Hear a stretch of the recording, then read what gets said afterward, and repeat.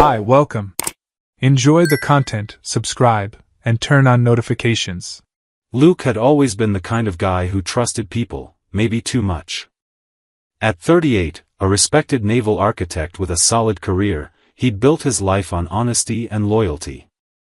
He'd met Andrea at an art exhibition 6 years earlier and had been instantly captivated by her creative energy, by the way she saw the world through the eyes of a talented graphic designer. They'd married 2 years later in an intimate seaside ceremony, with Trevor standing beside Luke as his best man.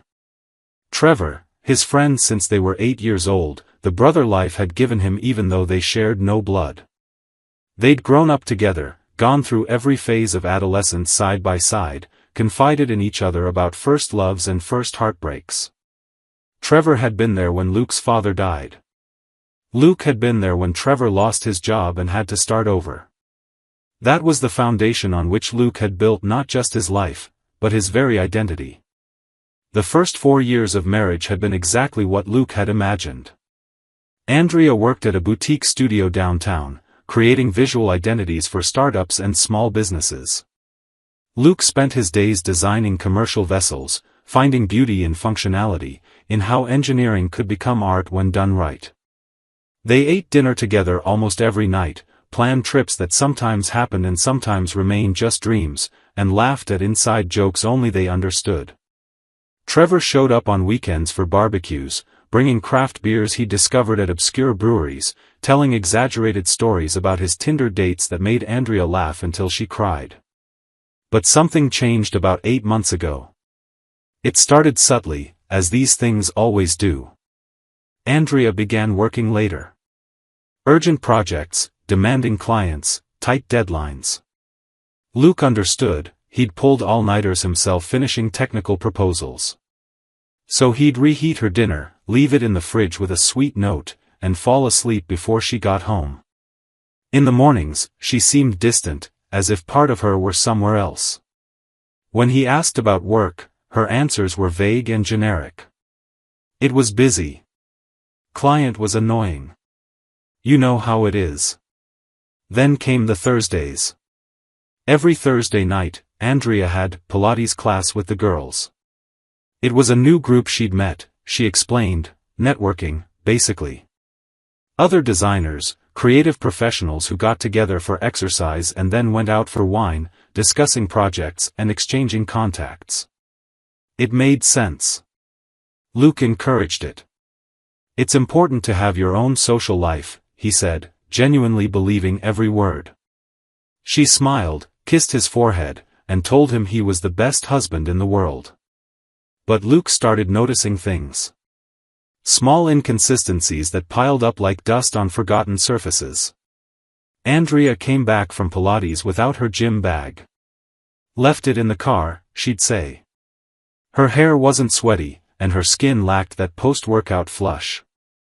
I showered there, she'd explain, as if it were obvious. One Thursday, Luke called her at 9 p.m. because the kitchen pipe had burst and he needed the plumber's number she'd used before. Andrea answered breathless, loud music in the background, male voices laughing. I'm in traffic, I'll call you back, she said, and hung up before he could reply. She never called back. Luke started asking questions. How was Pilates? Who was there tonight?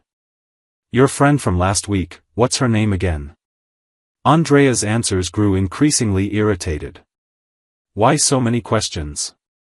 Are you interrogating me? Luke, seriously, this is starting to feel controlling. He'd back off, apologize, say he was just curious, that he wanted to hear about her day.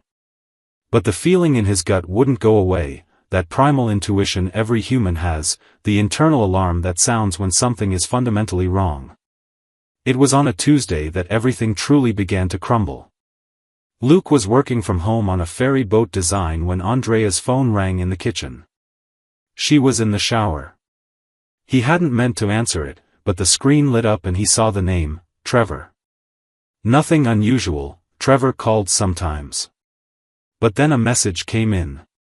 Luke didn't want to look. He respected her privacy. But the preview appeared automatically on the screen. can't do next Thursday, work meeting. How about Friday night instead? Next Thursday. Friday night. Trevor. Luke's heart raced. There was an explanation. There had to be. Maybe Andrea was planning a surprise. Maybe Trevor needed help with something and had arranged to meet her because he knew Luke would be busy. Rational explanations formed and collapsed in his mind like sandcastles hit by waves. He picked up her phone with trembling hands. It was unlocked. She always left it unlocked at home, saying she trusted him completely. The cruel irony. He opened the messages. Scrolled up. And the world he knew simply ceased to exist. Still can't stop thinking about our last night. Can't wait until Thursday. What you did last night messed with me all day. Photos. Videos. Months of messages. Months of betrayal. Not just betrayal, a meticulously constructed conspiracy, full of laughter about how easy it was to fool poor Luke, how he was so naive, how he'd never suspect a thing. Trevor. His soul brother. The man who'd stood by him through the worst moments of his life. And Andrea. The woman he'd planned to grow old with. Luke locked the phone and put it back exactly where it had been. He went upstairs to his office, closed the door, and sat in silence, staring at his computer screen without really seeing anything. The sound of the shower stopped. Andrea hummed a song in the bedroom. Normal life. Domestic routine. As if the universe hadn't just imploded. That night, she asked if he was okay. "You're quiet." Luke smiled. "Just tired. Complicated project." She accepted the answer, kissed his cheek, and went to sleep. Luke stayed awake until 4 a.m, staring at the ceiling, building and dismantling plans. In the days that followed, he became someone else. On the outside, the same Luke. On the inside, a cold machine calculating every move. He hired a private investigator on Wednesday, a discreet guy recommended by a lawyer friend. "I need photos. I need evidence that'll hold up in court." The investigator, a man in his 50s who looked like he'd seen it all, just nodded. "Thursday night, you said?" "Yes. You'll have what you need by Friday morning." Luke kept up the routine. Woke up, kissed Andrea, wished her a good day, went to work. She kept going out on Thursdays. He stopped asking questions altogether. Completely stopped questioning her. Andrea seemed to relax. "Thanks for understanding," she said one Wednesday night. "I know I was harsh on you these past few weeks. You weren't being controlling. I was just stressed." Luke held her hand.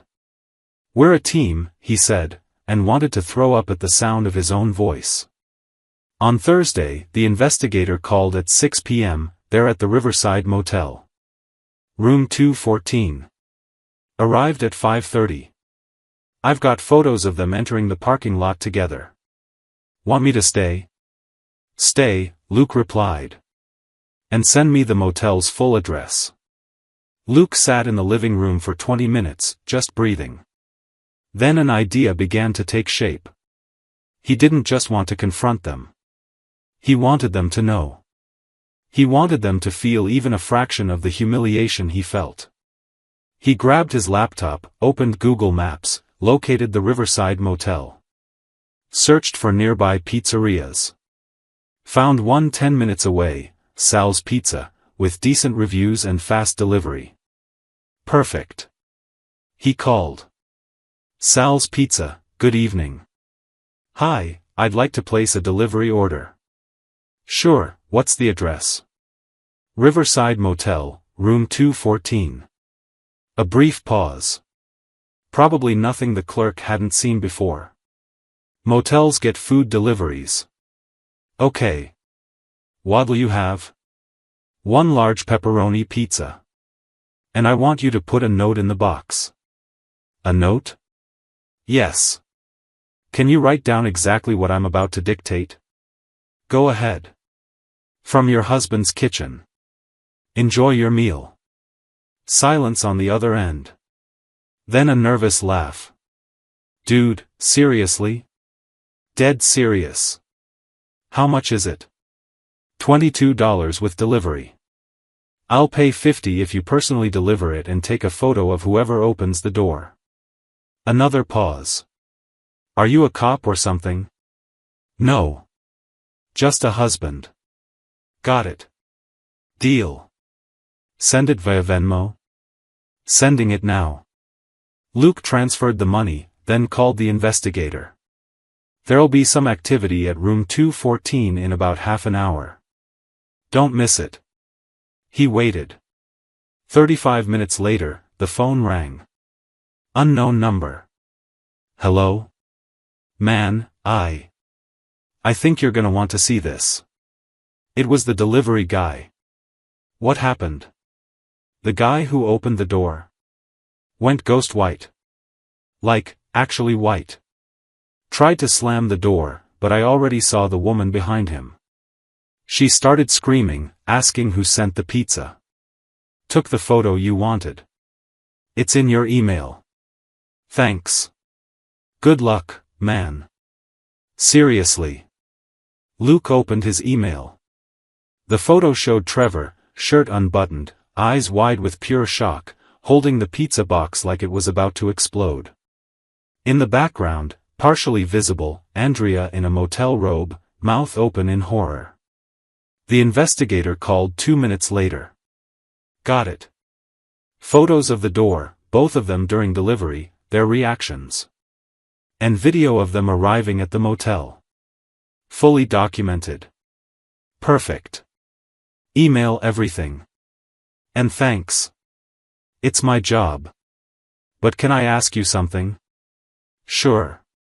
Why the pizza? Because I wanted them to know I knew.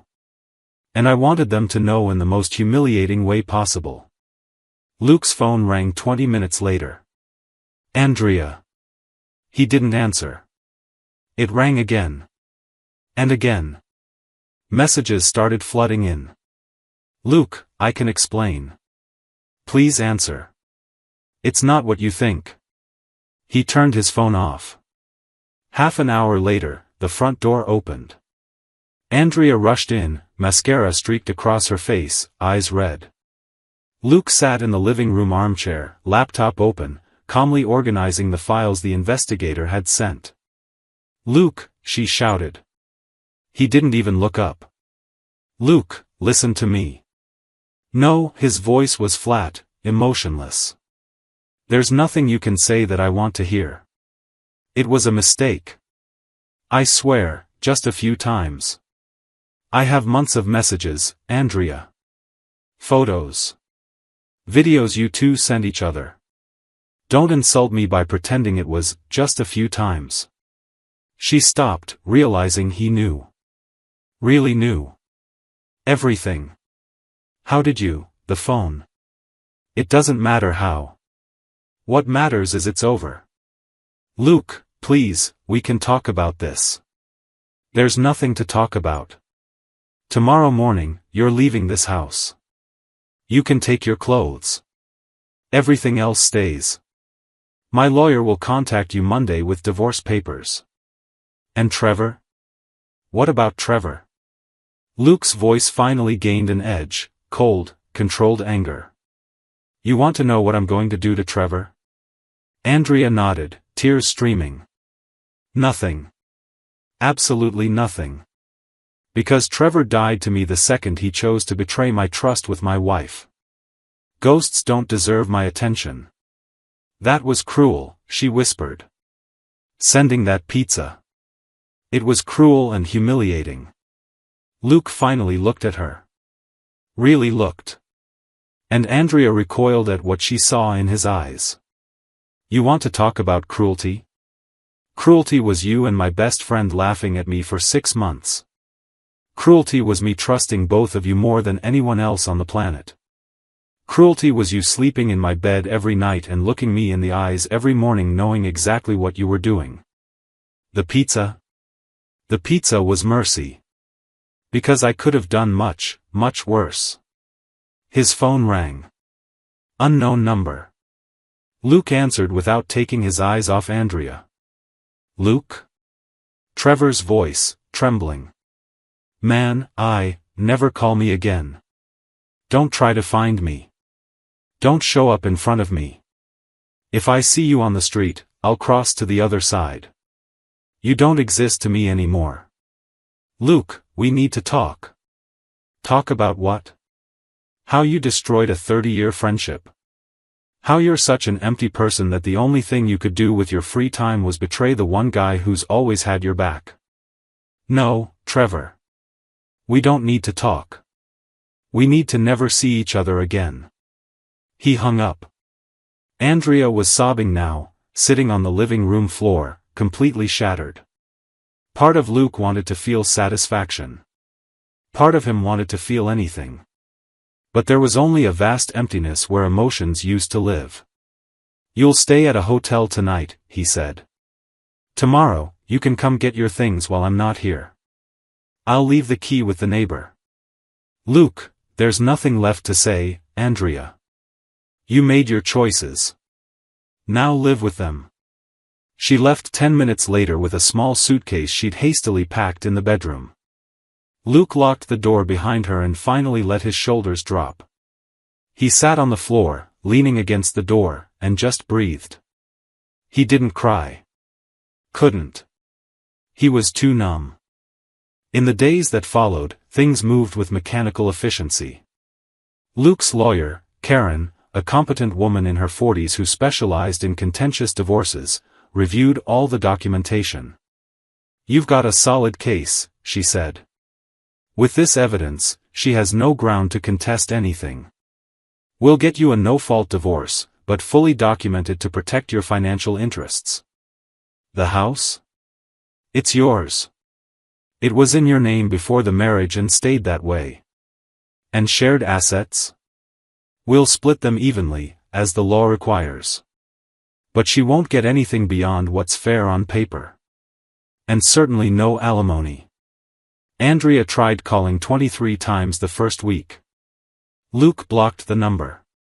She sent emails. He set up an automatic filter. Trevor showed up at his house. Luke called the police.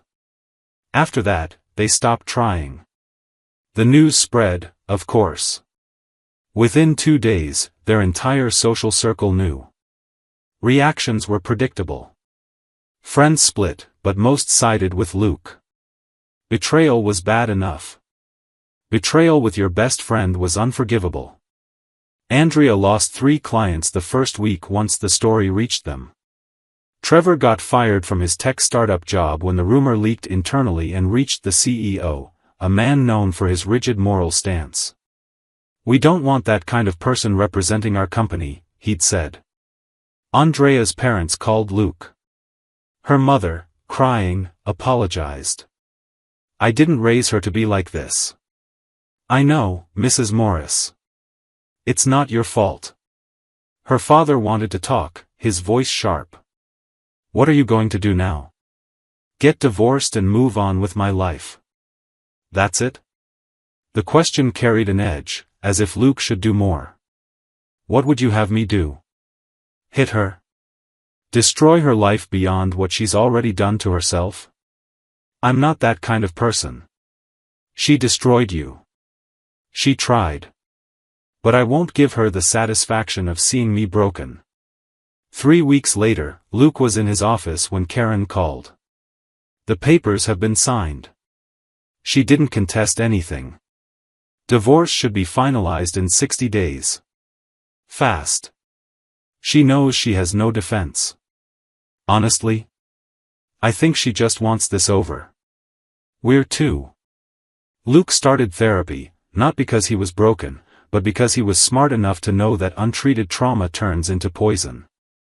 His therapist, Dr. Yolanda Chen, a patient 60-year-old woman, listened to him for 3 sessions before saying, "You're processing this in an incredibly healthy way." I don't feel healthy. Nobody does. But you're not self-destructing, you're not obsessed with revenge, you're handling emotions as they come. That's rare. Was the pizza too much? She laughed. The pizza was creative. And honestly, it gave you some control in a situation where you had none. It wasn't violent, it wasn't cruel beyond what was necessary. It was theatrical. And sometimes we need theater. 6 months after the pizza incident, Luke was finally starting to feel like himself again. The divorce had been finalized. The house was quiet, but it was a peace he'd learned to appreciate. He adopted a dog, a golden retriever named Barney, who forced him to go outside, take walks, remember that life still happened out there. It was on one of those walks, on a sunny Saturday morning, that Luke saw them. Andrea and Trevor, leaving a cafe, holding hands. She was thinner, her hair different. Trevor looked tired, older than his 37 years. They saw him at the same moment. Andrea froze. Trevor looked away. For a moment, Luke considered crossing the street, as he'd promised. But then he realized he didn't need to. He didn't feel anger. Didn't feel pain. Felt absolutely nothing. He kept walking, Barney happy at his side. Andrea called his name. Luke. He stopped, turned. She approached, leaving Trevor behind. "Hi," she said, voice small. "Hi. Are you okay?" "I am." And it was true. "And you, Andrea?" She hesitated. "We're trying to make it work. Me and Trevor." "I see." An uncomfortable silence. Luke could have said so many things. Could have pointed out the obvious irony. Could have made a cruel remark about relationships built on betrayal. But it wasn't worth the effort. "I wish you both luck," he said, and meant it. Because whatever they built would always be stained by how it began. They'd always live with that shadow. That was punishment enough. "Luke," she started, tears in her eyes. "I'm so sorry. Truly. I destroyed everything." "You did. But I rebuilt. And honestly, I think I rebuilt something better." "Have you met someone?" Hope and fear mixed equally in the question. "Not yet. But I will. When I'm ready. And when I do, it'll be with someone who deserves me. Someone who understands what loyalty means." Andrea nodded, swallowed a sob. "You deserve that." "I know." Luke gave a nod, a final farewell, and continued his walk. He didn't look back. Didn't need to. That chapter was closed, its pages sealed with fire and ash. What came next was his to write, with no unwanted co-authors, no plots of betrayal. Barney happily barked at a squirrel. Luke smiled. A simple life. An honest life. A life where pizza was just pizza, and Thursdays were just Thursdays. He liked this life. Was learning to love it, actually. And in the end, maybe that was the best revenge of all, not just surviving, but thriving. Not just rebuilding, but building something genuinely better from the rubble of what had been destroyed. The sun warmed his back as he walked. Somewhere in the distance, a church bell rang. It was a new day. And Luke was, finally and truly, ready to live it. Thank you for watching the video. If you enjoyed it, don't forget to subscribe to the channel and turn on notifications so you won't miss any updates. See you next time.